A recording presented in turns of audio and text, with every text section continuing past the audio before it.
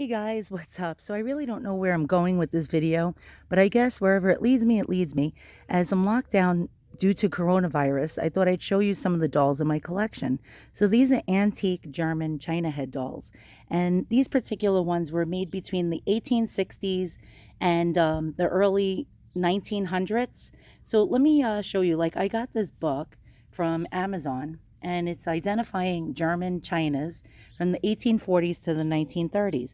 Now, if you're not an expert, which I'm not, a lot of times when you find these old dolls, it's really, really hard to identify who the maker was. There was so many German factories making antique dolls that most of them are not marked. So since they're not marked with the maker, it is almost impossible to figure out who made it unless you've seen thousands of them and have really good references and become an expert. Now, I have no clue. So why don't we try to figure out who made some of these dolls? So let's get the book. This one, I believe, is by Alt Beck and Gottschalk, or ABG. And I believe this particular model was known as Highland Mary. I think she was made somewhere in the 1880s and the 1890s.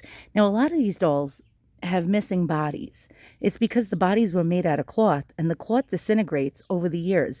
And all you have left is this porcelain, this glazed china that has been through numerous wars and man going on the moon and all sorts of historical events. It's amazing that you still have these artifacts of long ago.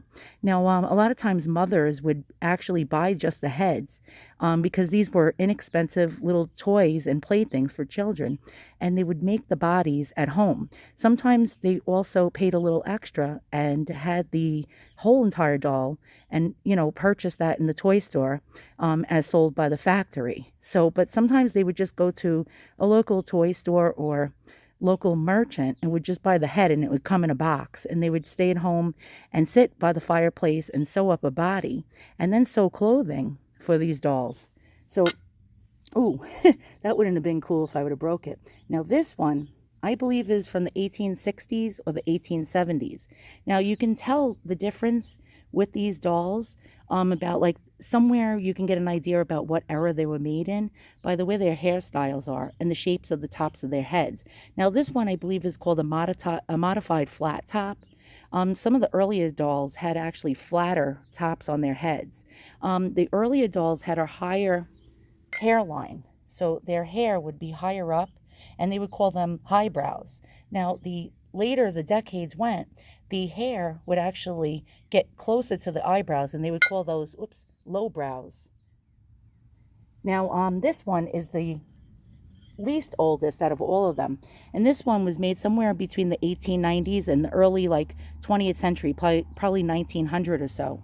And she is an unknown character. I have no idea who made her, and maybe we'll go into the book and we'll try to figure it out and try to see if this book is a really good reference book.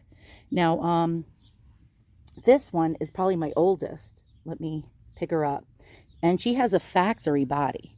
So let's show you. Now, she is a real, flat top, I believe. Now, again, I'm no expert. You can correct me in the comments below. But she's definitely Civil War era. And look at that cool hairstyle. And most of these China heads were actually made with black hair. And that's because, of course, more people commonly had dark hair.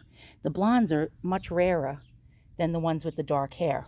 Now, let me show you, actually, what her body's made of. I'm trying to get away from banging into other ones.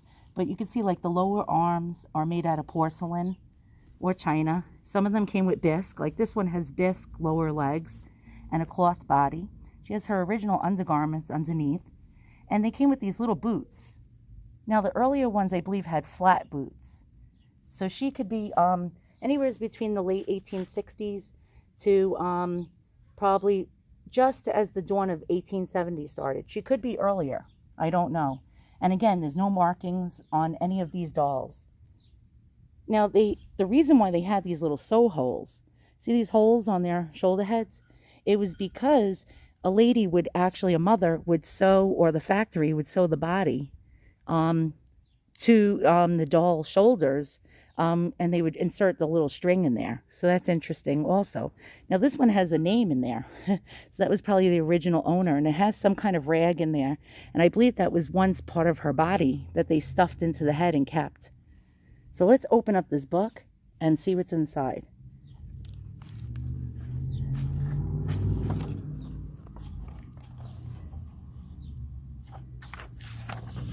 So this is by J.D. Kessner. These were their dolls from the 1860s. And let's see, does our doll match? Well, I have no idea. So far, no.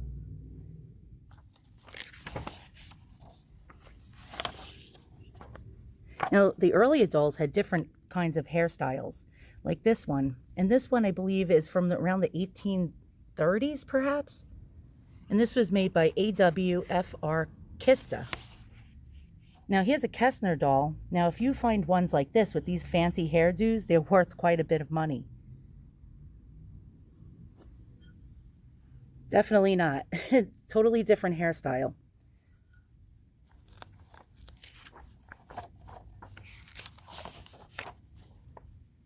That's pretty cool. They call that a Lydia hairstyle. Definitely not my doll. All right, so we're going into 1850 to 1960. I think they meant to say 1860. And no, that's not our doll. And these particular ones are by A.W.F.R. Kista. Definitely not. Next. I'm going to skim through this until I find a doll that's similar to mine.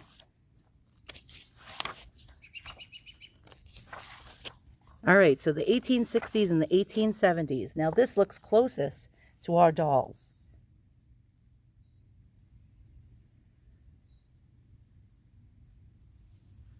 And let's see. This one is called a modified flat top, and it was made by Kessner. Let's see.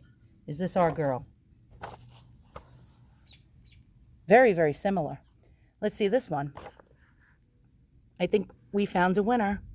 This one looks the most like our doll. Very similar, but not the same actually. I guess we'll have to continue. Apparently the Kessners had a space in between their lips, and this one doesn't. All right, not Kessner. Could this be our doll? See how hard this is? And that was A.W. Kista dolls. All right, is this our doll? Definitely not. Lordy. It looks like we're not going to be finding out who the maker of this doll is anytime soon. Yep, definitely not any of our dolls. Except for, let me see. Again, an A.W. Kista. Here's an ABG, or Altbeck and Gottschalk, and you can see the lips on ABG dolls are very, very well done.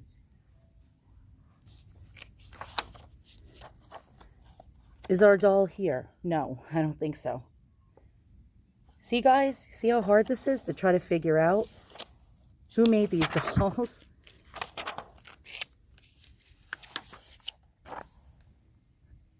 Definitely not. Except for, let me see. The faces look similar. So I guess we'll never find out who made these dolls. It's pretty much a mystery to me. And I was glad I was able to share this with you guys. And check back soon because I'll be doing more videos shortly. So long.